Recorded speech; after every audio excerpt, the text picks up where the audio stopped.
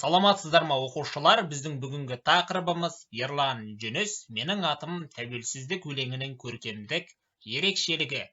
Сабақтың мақсаты шығармадағы көркем ауыстыруларды анықтау. Атап айтар болсақ, олар троптар, метафора, кейіптеу, метонимия, гипербола, литота, аллегория, антитеза, градация және арнау. Ендеше оқушылар, менің атым тәуелсіздік өлеңіне сатылай кешенді талдау жасайық. Бірінші, өлеңнің авторы Ерлан Жүніс. Екінші, өлеңнің тақырыбы тәуелсіздік, еркіндік.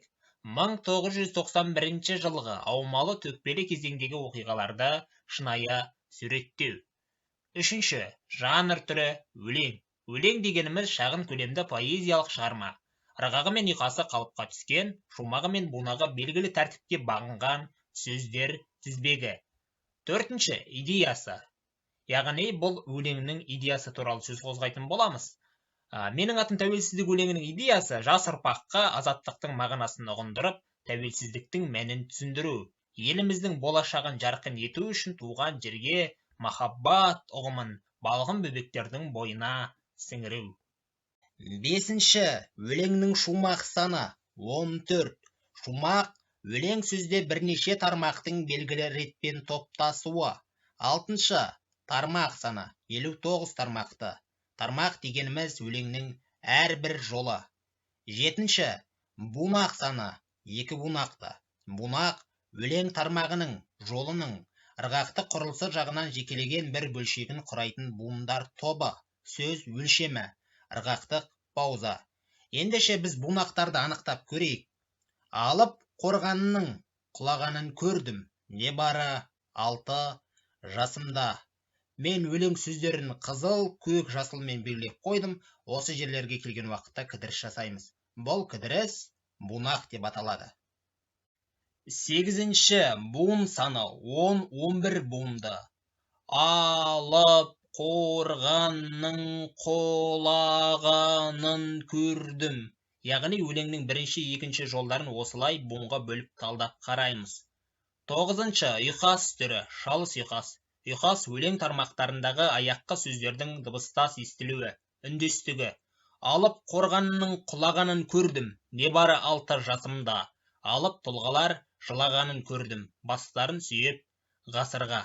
Бұл жерде көрдім, жасымда ғасырға деген сөздер ұйқасып тұр. Тиісінше олар А, Б болып белгіленеді.